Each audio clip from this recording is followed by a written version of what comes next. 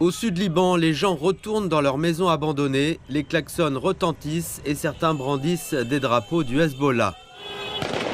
Des coups de feu retentissent, non pas en signe de guerre cette fois, mais en signe de célébration. Le Premier ministre intérimaire du Liban a déclaré que les Libanais avaient le droit de retourner sur leurs terres et d'y vivre en paix.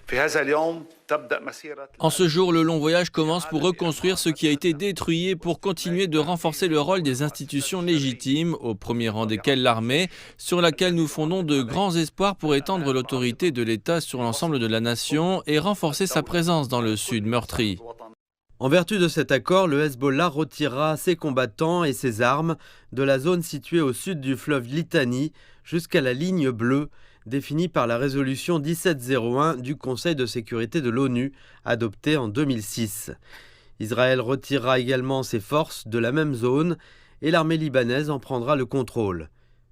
Le président américain Joe Biden souhaite une paix durable.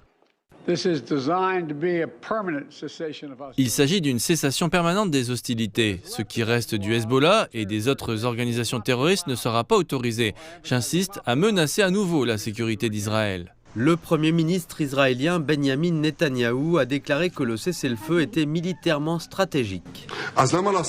Pourquoi devrions-nous avoir un cessez-le-feu maintenant? Pour 3 raisons principales. La première raison est de se concentrer sur la menace iranienne, et je ne m'étendrai pas sur ce point. La deuxième raison est de permettre à nos forces de souffler un peu et de reconstituer leur stock.